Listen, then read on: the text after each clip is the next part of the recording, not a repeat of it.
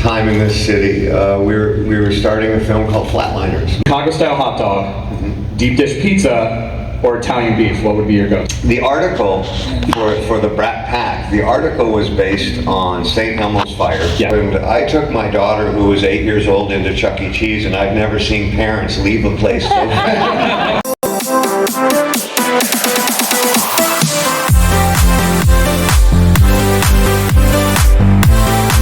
Mr. Kiefer Sutherland!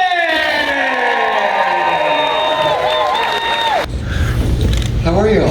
How are you? Thank you so much for being here. We really appreciate it. Like we said, we will be getting to some audience questions in just a bit, but I'd love to kick things off. We're in the city of Chicago. Do you have any good memories of this place? Like, what are some of the times that you've spent in Chicago here, and are you doing anything this weekend specifically while you're here? Oh, this is what I'm doing this weekend. Yeah. I have intimate knowledge of the table that I've been sitting at for about 8 hours. I have great memories of Chicago. The first time I spent time in this city, we were starting a film called Flatliners, and it was my second film with Joel Schumacher, the first being Lost Boys, and I remember Joel Schumacher as a director had such a unique visual style, and I remember it was quite cold out. It was at the end of autumn, kind of very beginning of winter, and Kevin Bacon was noticing that everywhere we went there were these kind of open fires. Wherever we were shooting in, and Joel was using that as a light source. and Kevin finally leaned into me and said, "I don't think this is a medical drama at all. I think this is a secret thing about the Great Chicago Fire." and I remember that's when I realized, and this was like within the first 2 days of working, and Kevin Bacon just had such a great sense of humor, and we had a blast making the film. Yeah. And I think we got lucky that we shot half the film here in Chicago, and then we took the other half back to Los Angeles. Sure. Because if we tried to last the whole 4 months, we were having a little too much fun in the city. So I think sending everybody home kind of helped out for us a bit. Yeah, that's amazing. Having a little too much fun, meaning kind of, some late night adventures. Well, this is just just do the math. The hours alone. Gibson's in the middle of the city didn't close till 4. Every bar in Los Angeles closed at 1:30 back then at the time. So we weren't prepared for the additional hours. I have to ask, since you knew Chicago and you were young growing up in Chicago and hanging out, you must have tried the food. There are 3 specialty items that Chicago is known for. You get to pick one. Chicago-style hot dog, deep dish pizza, or Italian beef. What would be your go-to? Italian beef. No. Yeah, all right. Not even a Hot and sweet peppers? Just sweet? You like the marinara? What's your style? The gardenia? The Italian beef that I know doesn't really have a marinara. It's just kind of an au jus and gravy. Exactly. The meat and the au jus and the bread, I'd be down. I think you can order that from most Italian beef places, just the bread. I forget what it's called. Just gravy bread, right? Gravy bread? Yeah, you can just get gravy bread. That's a preference. Yeah, amazing. Talk about those times, because I want to talk, again, not about specific movies that you made, but about that crew. Any Brat Pack fans out there in the crowd right now? What is it like to be a part of a cast again that, or a group of people, a group of actors, a group of artists that has a moniker, and has been known before that? Well, I think everybody got painted with that moniker that was working in the 80s and early 90s. The article for the Brat Pack, the article was based on St. Elmo's Fire. Yes. And it included Rob Lowe, everybody that was in that movie. And it's really unfortunate. The article was done by a journalist from the New Yorker. Emilio Estevez had become friendly with him and let him into his life. And I think the journalist took deep advantage of that. Yeah.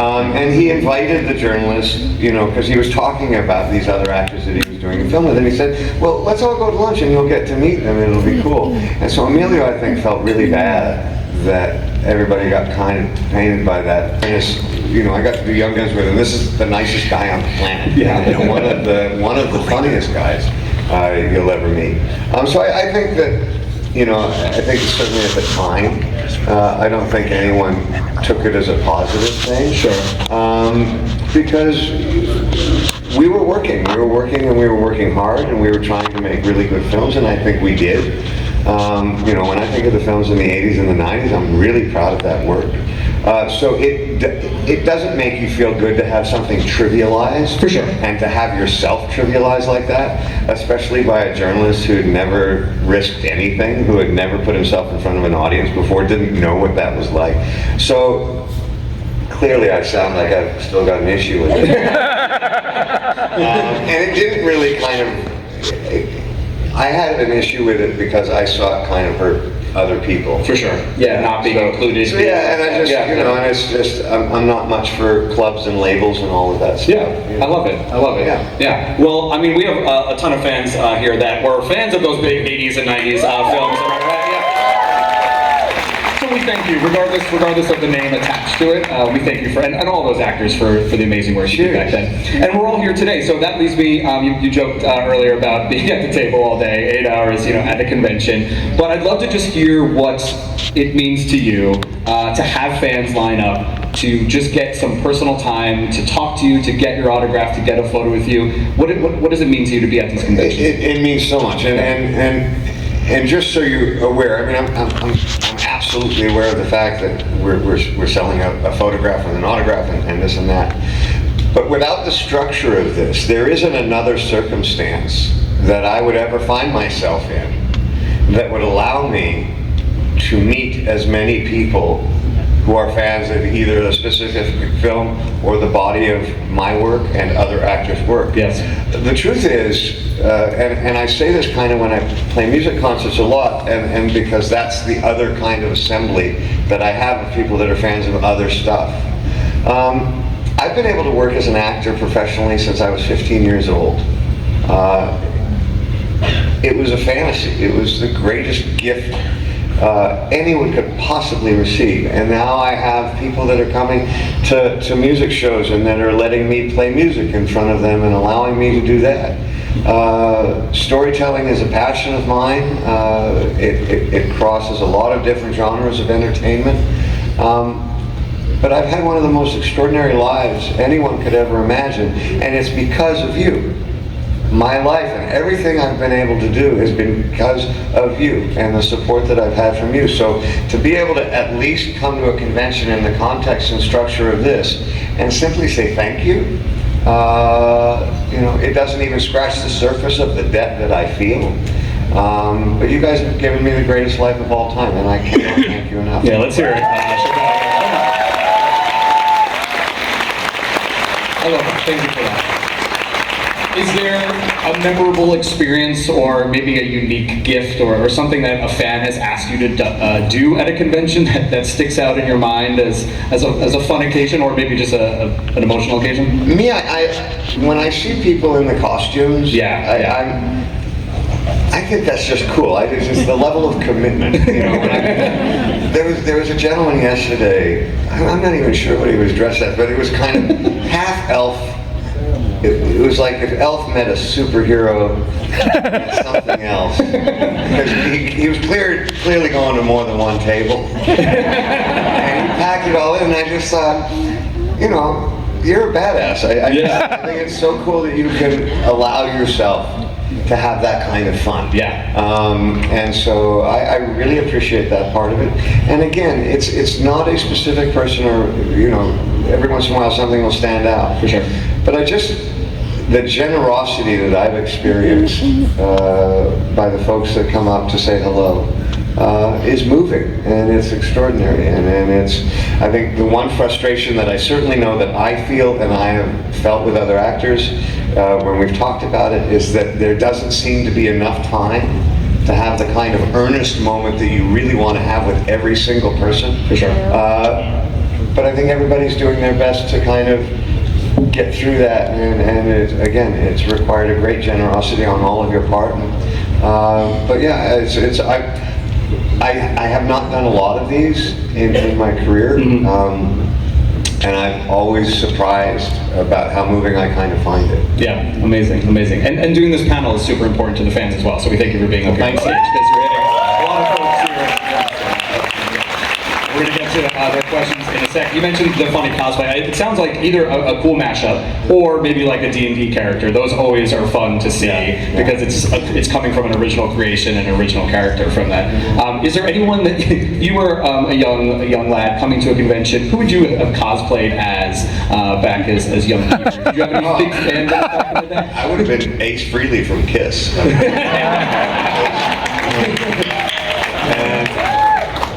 And I think I did that for Halloween for like 3 years, 11 to 14. That was, there was always kind of the costumes with rock and roll at that time. Between 78 and 85 were just also exciting, so that kind of incorporated a lot of stuff for me. That's awesome. Yeah, we know you're a musician as well. We've had Gene Simmons does the convention circuit pretty often. If you had to wait in line, or if you just not had to, you decided to wait in line for a photo op or autograph, would it be rock stars? Would that be sort of the lines that you would trend towards, or was there someone back in the day that you liked? No, it's I was so moved that Michael Fox has been here for the last 2 days because that's and again, I've been so lucky with the people that I've worked with. He's one of the nicest people in the world too, and obviously is facing a huge physical and emotional challenge with Parkinson's, and just the generosity that he's displayed in his lifetime of what he's managed to raise and the advancements that he's made that will affect generations before him. After him. Right. And he himself will not reap the benefits of that. I mean, that's a kind of pay it forward that you can't even imagine. So I mean, I think every once in a while you get to see someone that you kind of admire, and you don't think you might get another chance to do that. And I mean, I'm standing in line for half the people that are here. Exactly. Agreed. You mentioned getting started and having the fortunate and lucky life to get started at 15 and continue to work. You grew up in a Hollywood/acting family. Obviously, the great Donald Sutherland and Shirley Douglas. What was that like? How much influence did it have in your early acting career, having that in your life? Well, I didn't grow up with my dad. Right. I didn't grow up with my dad at all. I grew up with my mom and my twin sister, and my older brother left when I was 7, and I would see my dad once a year, or maybe once every 2 years. I was certainly aware of his success as an actor. Sure. Because the adults talked about it, but it wasn't like he was making movies that I or my friends could go see. For sure. In fact, I have a younger brother who got in trouble for lying, telling kids at school that his dad was Christopher Reese, who played Superman. And so our dad was making films for adults, and it was something that, by the time I was 18 and they had VHS movies, and I remember apologizing to my dad for not knowing specifically how diverse and prolific an actor he was. And he said, well, how could you? You were a kid. So I was much more impacted by my mother's experience with the theater. Amazing. And for instance, I would go to school, my sister would go to school, we'd do whatever after school activities they were, we'd get our homework, and we'd go to the theater. And my mother would be getting ready for her performance that evening. We would do our homework, and then we would listen to kind of part of the play over the speakers backstage. My mother would finish her performance, and we would go home. Yeah. So we spent so much time with the stage managers and the other actors, and that they became a surrogate kind of family.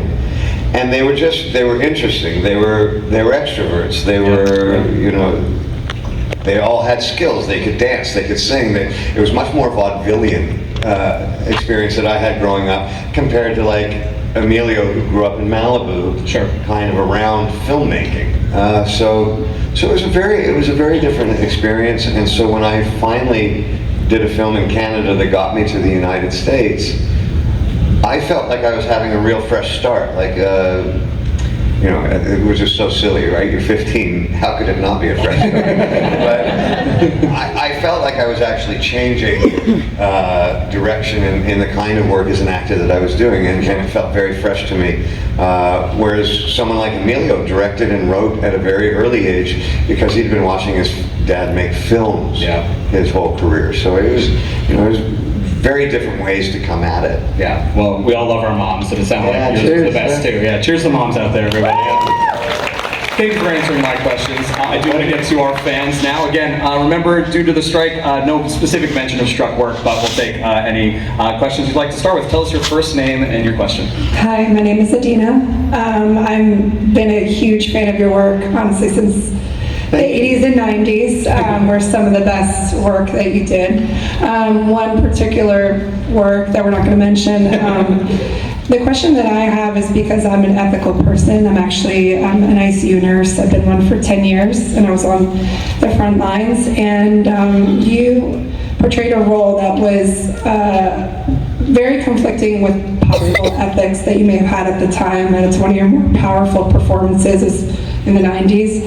How were you able to kind of dedicate yourself to your work day in and day out, giving such a conventional performance while at the same time kind of maybe compartmentalizing so it doesn't conflict with your own personal beliefs and ethics to give such a dedicated performance?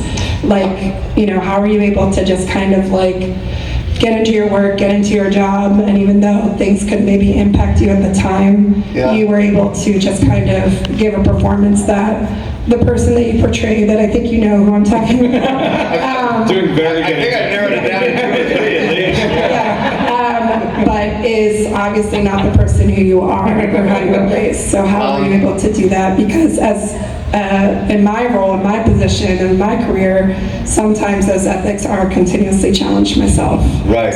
No, it's. I'm going to just take a stab at, you know, I've played a couple characters over the course of my career that were not good, and then there was one character specifically. Well, there's a few that were really hard to do. But the storytelling is what really matters. And so if you break down the idea of a film and you kind of associate band members to it, right? So in one movie you might be the singer, but the next movie you're going to be the bass player. Well, you still have to play that part properly, and you have to fit into the band. You can't try and outshine the singer because it'll fall apart. It won't work. And so you have to be true to telling the story within the context of what that film is deciding to be. I've done a number of films, whether it was Eye for an Eye, A Time to Kill specifically dealing with racism. If you're going to take on the character of someone in the Ku Klux Klan, then you have an obligation to show an audience, especially a younger audience, why racism is bad, why it's evil, and why it will destroy a community, a society. And so there's a great sense of responsibility when you take on that part, and you have to lean into it. And you know people are going to hate you for it. And I think that's a credit to the fact that we make movies that people really believe are real. They're not, but people do believe they're real. After Eye for an Eye opened, I took my daughter, who was 8 years old, into Chuck E. Cheese, and I've never seen parents leave a place so fast with their children in my life. And my daughter actually thought I'd rented the place for just us, because within 10 minutes, everybody was gone. I was mortified by that, and she was just in the ball section playing by herself, just having the time of her life. As I said, I've got a daughter, you know. There was a movie where my character was a predator and he attacked women. It was the hardest film I've ever had to do. But again, if you're going to be responsible to telling the story, and what was important about that story, that crime was getting out of control, and specifically in Los Angeles, and that the Justice Department, the court system, and the police seemed unable to contain it. And it was a specific time in that city's history that we were reflecting upon, and in order for that message to get across, that character had to be that evil. And so you use that as the rationalization and the justification for the things that you're going to do in the context of telling the story, and hope that people will understand that it's a film and that you're trying to convey an idea, and that's one part of it. But it's certainly challenging. I remember I've done a couple films where other actors have gone like, "Oh my God, why did you choose to do this?" And I'm like, "Well, I thought it would be a challenge," and it's like, "Oh, surviving the next year is going to be a challenge for you." Okay.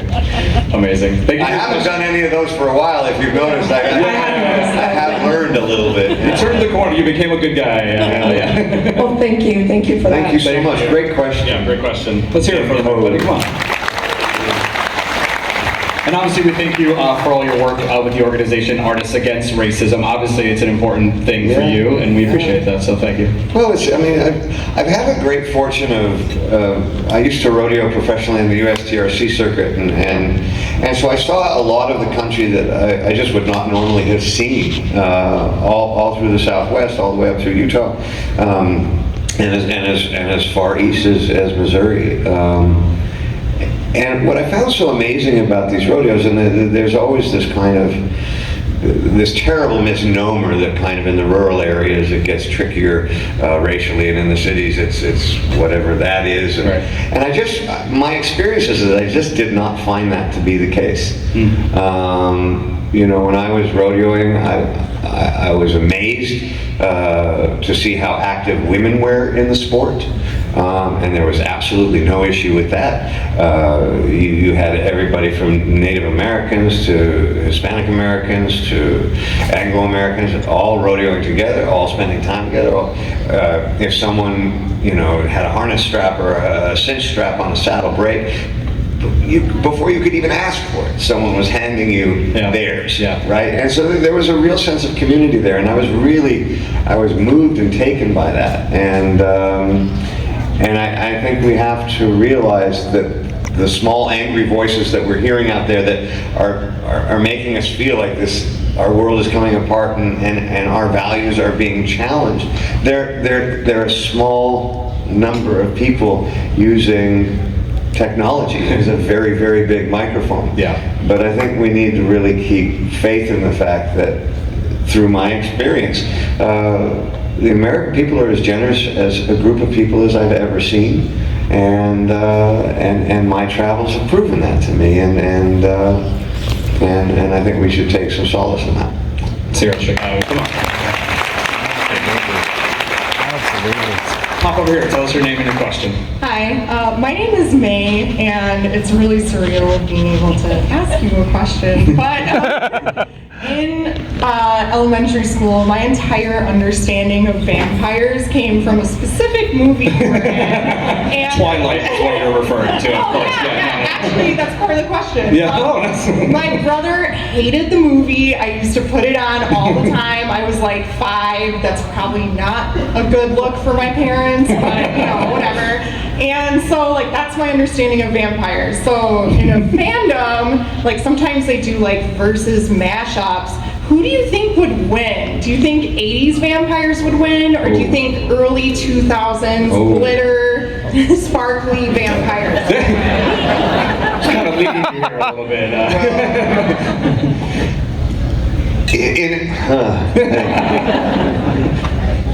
You know what, I'm just going to say I think the wardrobe for the 80s vampires was probably cooler.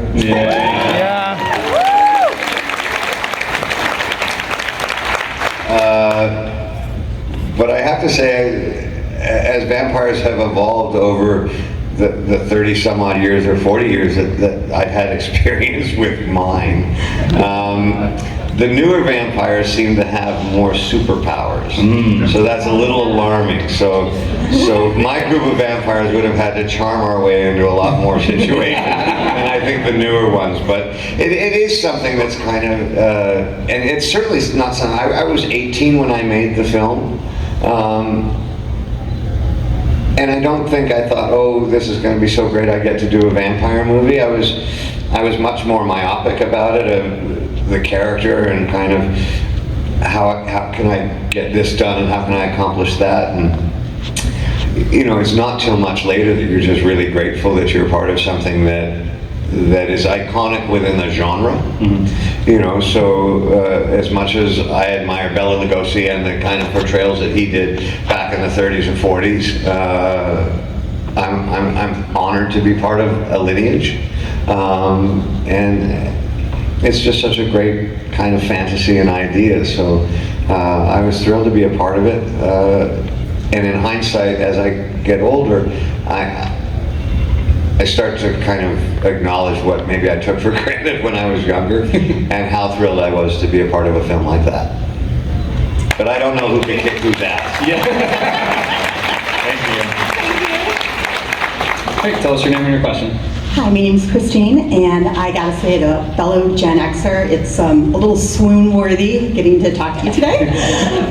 But my question, as a mom of fellow performers, I wanted to ask you about your musical career and who your influences were. Oh my gosh, the music stuff I've played since I played guitar since I was 10, violin since I was 4, but the idea that it could be called a career, which it can now, was completely by accident. I was certainly aware of the fact that actors doing music, it just was not a good thing. It was just not a good look. People wanted their actors to be actors and their singers to be singers. And I can go all the way back and say that I don't think Frank Sinatra was ever given his fair credit as an actor because he was considered to be a singer. Having said that, I was working with a guy named Jude Cole, who is one of the most extraordinary singer-songwriters I think in the world, certainly in the English language. And I had written some songs, and after 15, 20 years, a couple of these songs he didn't make fun of. And so he said, I'd really like to record a couple of those, and so we did. But I said I didn't want to make an album because, again, I was really aware of this stigma. And we ended up doing 4 or 5 songs, and I loved the way he made them sound. And he, and he would help me with the writing. So I would have the bridges and the choruses, the choruses and the verses finished, but I didn't have a bridge, and we would work on that together. I learned so much from him at that point. And then finally, there's the kind of come to Jesus moment where you've got 7 or 8 songs. And you go, you know what, I either really like these and I'm going to go for it, and if people make fun of me, then so be it. Or I'm not. These are just mine and I'll keep them to myself. And I felt the other way. I wanted to play them live, and I was really proud of the songs. And then, I'm a bit cynical, and so in that context, I was waiting to put out the record and then just simply be eviscerated like that was what's going to happen. And I wasn't. And in fact, there was a guy who wrote a review, a really respected reviewer out of Nashville, and I think the first line of his review was, "You have no idea how much I wanted to hate this." And then he's kind enough to say, "But I didn't." Yeah. And then went on. And the same with doing the shows, right? It took me about a year to realize that people weren't just coming to throw stuff at you, right? And it dawned on me that the people that were coming to my shows wanted me to do well. And that was a huge education for me, just kind of in the relationship between me and you all, and so it was an important step forward to kind of just understanding the depth of support that I've had my whole life that I maybe wasn't aware of. And the music helped me kind of figure that out a lot. But it was all in kind of baby steps. There was no waking up in the morning and today I'm gonna be a singer. It was incremental. That's awesome. Thank you for your question. Thank you. Y'all, we are basically out of time. If you have a question, don't forget to have that intimate, personal moment at Kiefer's table. He'll be signing all day. Let's do one final question here. Tell us your name and your question. Hi, I'm Tabitha. Lovely to meet you.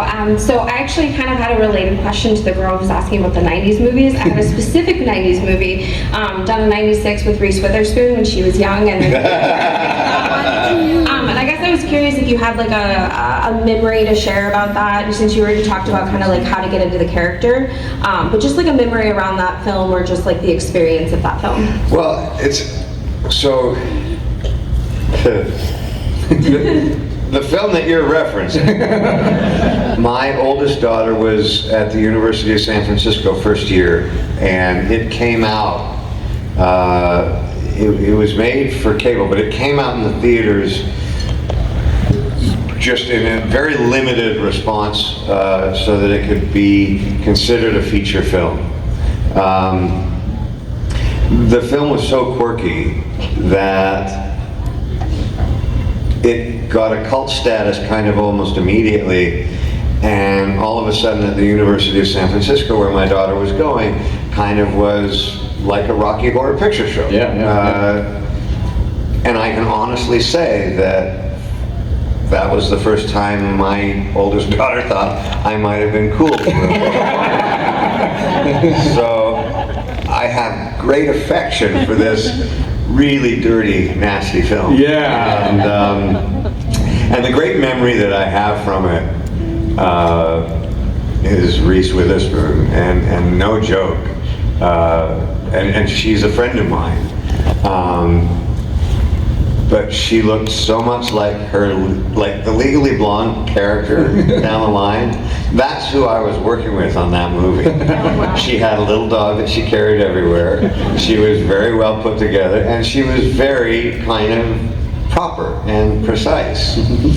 And so then when she would come up with lines like, "How's your shit bag, Bob?" I'm like, oh my God, I can't believe she just said that. And she had a ton more that I saw a 10-year-old over there, and I'm so sorry. And she had a lot of lines that were worse than that, and her performance is just mind-blowingly good. And I was very proud to have, because it really helped kind of move her forward as an actor, and I was very proud to have gotten to work with her, and not that it was my place to be, but I was very proud of the work that she did. Amazing. Thank you so much. Yeah, thank you. I think I speak for everyone in the room when I say we're all here because all of your performances are mind-blowingly good, and we love them all. We thank you for being here.